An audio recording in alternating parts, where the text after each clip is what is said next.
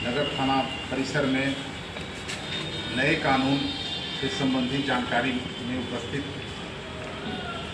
आदरणीय DSP traffic sir, थानाध्यक्ष यातायात एवं तमाम नगर थाना क्षेत्र के जनप्रतिनिधि एवं बुद्धिजीवी वर्ग का स्वागत है।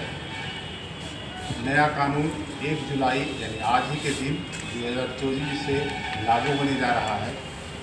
इस कानून में कुछ विशेषताएं हैं। वह विशेषताएं बिंदुवार शॉर्ट रूप में मैं चर्चा करता हूं सर के आदेश से। इसमें है कि अब कोई भी पीड़ित व्यक्ति कहीं से भी एफआईआर दर्ज करा सकते हैं। उसकी पहली बेहतर पीड़ित व्यक्ति को एफआईआर की 1 प्रति निःशुल्क दी जाएगी। पुलिस के द्वारा 90 दिनों के भीतर अनुसंधान को पूरा किया जाएगा।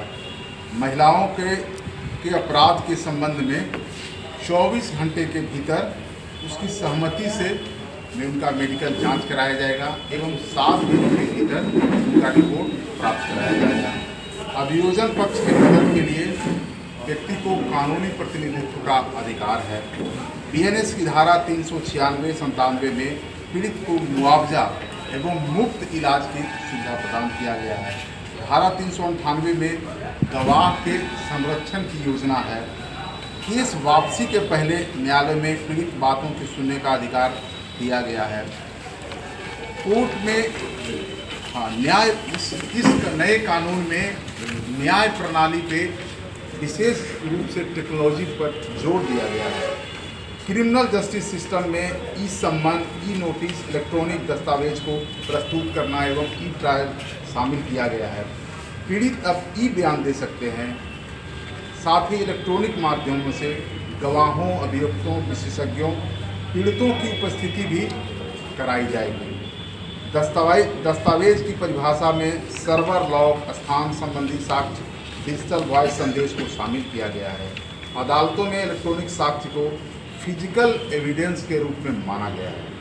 कानून के तहत सेकेंडरी एविडेंस का दायरा बढ़ा दिया गया है। इससे मौखिक, लिखित, स्वीकारोक्ति दस्तावेज की साक्ष्य, कुशल व्यक्ति का साक्ष्य शामिल किया गया है। महिलाओं और बच्चों के लिए इस कानून में विशेष व्यवस्था किया गया है। नए कानूनों में धारा 37 धाराओं को शामिल किया गया है महिलाओं और बच्चों के लिए। पीड़ित और अपराधी को दोनों के संदर्भ में महिलाओं और बच्चों के खिलाफ अपराधों को जेंडर न्यूट्रल बनाया गया है। 18 वर्ष से कम उम्र के लड़की के साथ सामूहिक बलात्कार करने के दोषी को व्यक्ति को आजीवन कारावास या मृत्युदंड की सजा मिलेगी। झूठे वादे या नकली पहचान के आधार पर यौन शोषण करना आपराधिक कृत्य माना गया है। चिकित्सकों के लिए 7 दिनों के अंदर बलात्कार पीड़ित का रिपोर्ट देना मस्ट है। अपराध एवं दंड के नए तरीके से परिभाषित छीना झपटी, स्नैचिंग को गंभीर और नॉन वेलेबल अपराध माना गया है। भारत की एकता, अखंडता, संप्रभुता, सुरक्षा और आर्थिक सुरक्षा के लिए खतरा पैदा करने या किसी समूह के आतंक फैलाने के लिए कृत्यों को आतंकवादी गतिविधि मानी जाएगी। राजद्रोह की जगह देशद्रोह शब्द इस्तेमाल किया गया है। इसमें भारत की एकता और अखंडता के खतरे में डालने वाली आपराधिक गतिविधि शामिल है। मॉब लिंचिंग करने पर अब दोषियों को मृत्यु दंड की सजा मिलेगी। नए कानून में संगठित अपराध को स्पष्ट रूप से परिभाषित किया गया है। त्वरित न्याय, एक तय सीमा के अंदर न्याय दिलाने के लिए 45 धाराओं को जोड़ा गया है। किसी भी मामले पर पहली सुनवाई शुरू होने के 60 दिनों के अंदर आरोप तय कर दिए जाएंगे। आरोप तय होने के 90 दिन के भीतर घोषित अपराधियों की अनुपस्थिति में भी कानूनी कार्रवाई शुरू हो जाएगी। आपराधिक न्याय प्रणाली, क्रिमिनल जस्टिस सिस्टम में अब कुछ बदलाव किए गए हैं। मजिस्ट्रेट को 3 वर्ष तक के कारावास की सजा वाले मामलों में समरी ट्रायल करने का अधिकार है। समय पर न्याय, मामले पर पहली सुनवाई शुरू होने के 60 दिनों के भीतर आरोप तय होना चाहिए। किसी भी आपराधिक अदालत के मुकदमे के समापन के बाद निर्णय की घोषणा में 45 दिनों से अधिक समय नहीं लगेगा। अभियोजन निदेशालय का राज्य में एक अभियोजन निदेशालय का स्थापना होगा जिसके अंतर्गत जिले में जिला अभियोजन निदेशालय की स्थापना की जाएगी। अभियोजन निदेशालय न्यायालयों में मामलों की कार्रवाई को जल्द निपटारे के लिए अपील फाइल करने, अपनी राय देने के साथ उसे मॉनिटर करेंगे। पुलिस की जवाबदेही और पारदर्शिता।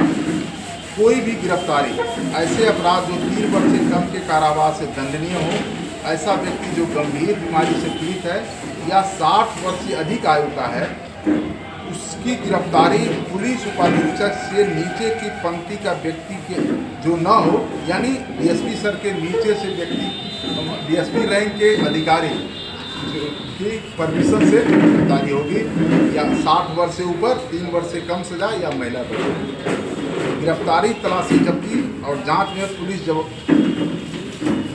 गिरफ्तारी, तलाशी, जब्ती और जांच में पुलिस की जवाबदेही बढ़ाने के लिए 20 से अधिक धाराएं शामिल हैं। असंज्ञेय मामलों में दैनिकी डायरी रिपोर्ट मजिस्ट्रेट को 15 दिनों के अंतराल पर भेजी जाएगी। नए आपराधिक कानून के लागू के लिए एनसीआरबी के द्वारा मोबाइल ऐप भी संकलित किया गया है, जो हमारे गूगल प्ले स्टोर पे, एप्पल स्टोर पे उपलब्ध है, जिससे अधिक जानकारी मोबाइल के द्वारा लिया जा सकता है। अब मैं पुलिस अधीक्षक महोदय से रिक्वेस्ट करूंगा कुछ इस संबंध में और जानकारी। तो ये जो हम लोग कार्यक्रम कर रहे हैं आज 10:30 बजे से 1:30 बजे तक, ये जन जागरूकता अभियान है।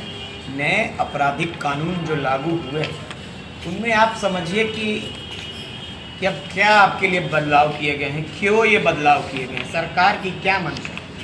तो पहले समझते हैं। पहले जो कानून था उसका नाम था भारतीय दंड संहिता। तो दंड शब्द जो देख रहे हैं प्रधान है, बंद। ये कब बनाया गया था? तो 1860 में। किनके द्वारा बनाया गया था? अंग्रेजों के द्वारा। अंग्रेज क्या थे? शासक थे, शासन करते थे। और हम क्या थे? हम भारतीय नहीं थे उस समय, हम सब्जेक्ट्स थे। We were subjects to king and queen of England. हमारे कोई राइट्स नहीं थे। तो उन्होंने लॉ बना दिया। बोलते तो थे कि लॉ कानून का राज है, लेकिन क्या कानून का राज था? उन्होंने बोला रूल ऑफ लॉ, लेकिन किया रूल बाय लॉ। मतलब कि लॉ बना देंगे ऐसा, जैसे नमक का लॉ था कि कोई नमक बना ही नहीं सकता। आप लोग सब सुने होंगे, सॉल्ट सत्याग्रह गांधी जी ने किया दांडी मार्च में। तो ऐसा कानून सोचिए कि नमक बनाना ही आपको अलाउड नहीं। इस तरीके के लॉज थे, रूल बाय लॉ था। तो उसको चेंज करके रूल ऑफ लॉ लाना है। भारतीय दंड संहिता मतलब कि जो भारतीय इस संहिता को फॉलो नहीं करेंगे उनको दंड दिया जाएगा।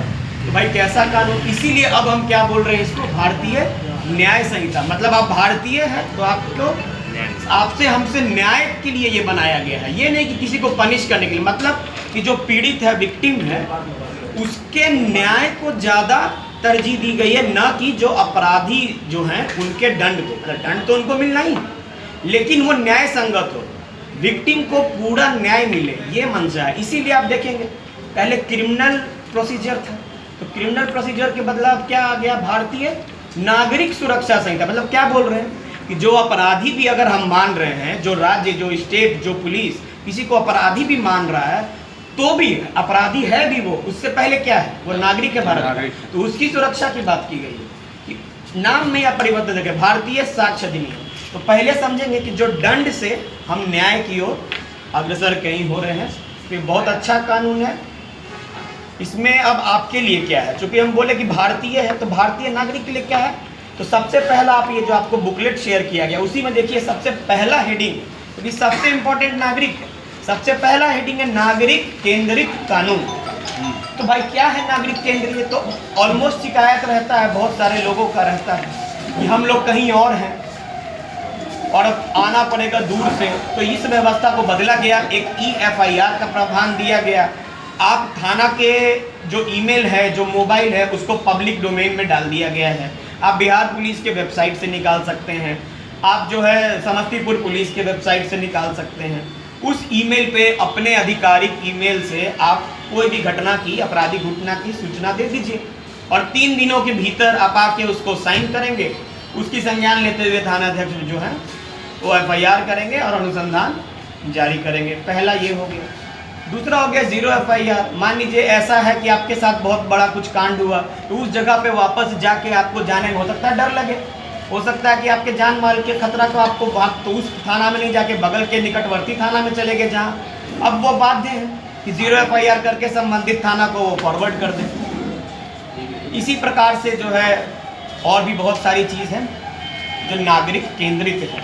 ठीक है, अब दूसरा बात करते हैं कि पुलिस ने तो मान लीजिए अपना काम कर दिया, फिर कोर्ट में बड़े बड़े लॉयर को लेके आ जाते हैं अपराधी लोग, न्याय प्रणाली का दुष्प्रयोग करते थे।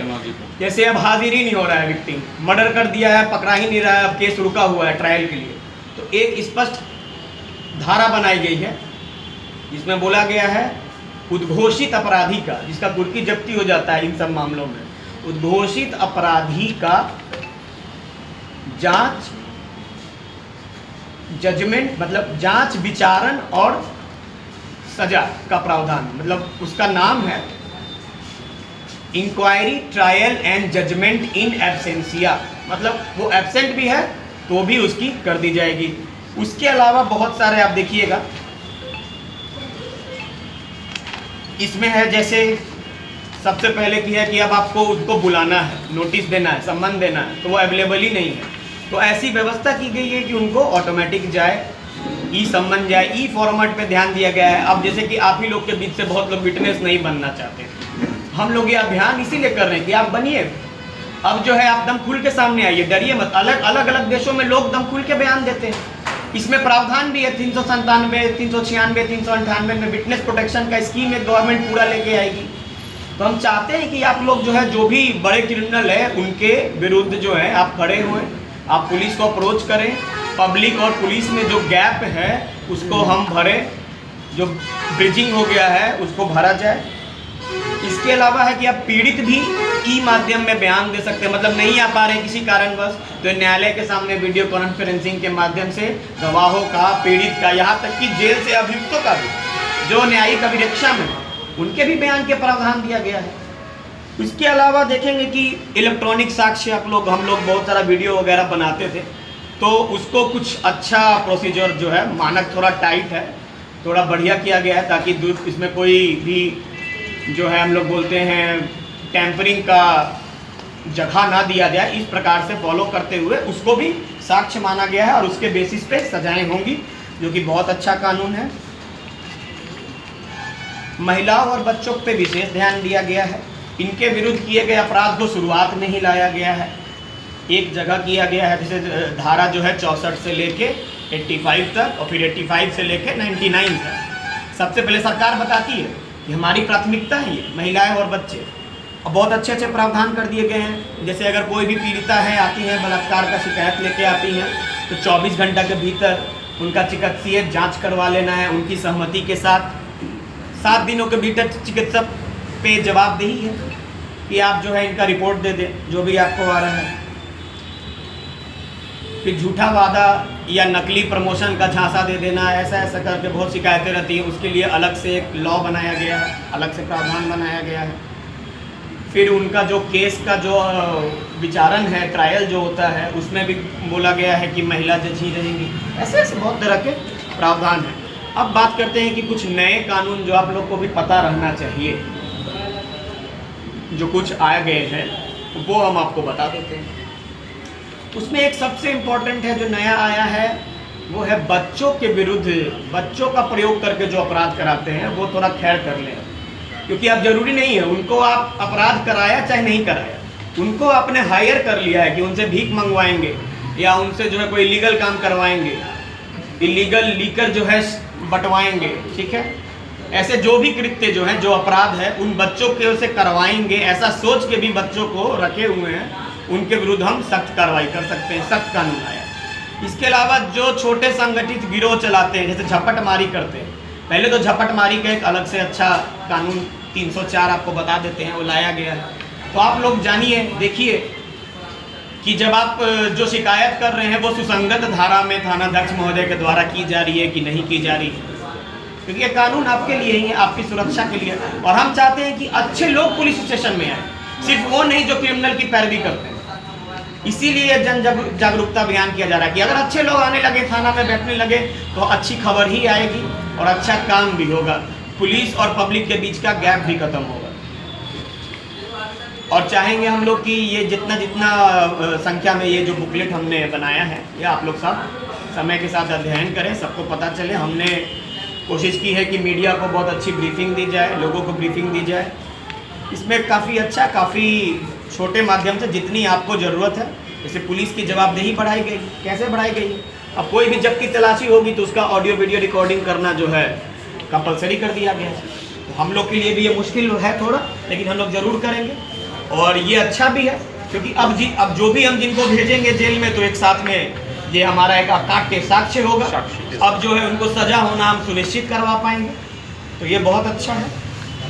इसके अलावा अब आप लोग के सहूलियत के लिए भी और हमारी सहूलियत के लिए भी नेशनल क्राइम रिकॉर्ड्स ब्यूरो ने एक ऐप बनाया है। ऐप का नाम सुन लीजिए, संकलन ऐप स्टोर, गूगल वाले प्ले स्टोर और iOS एप्पल वाले दोनों पे अवेलेबल है। उसको डाउनलोड कर लीजिए।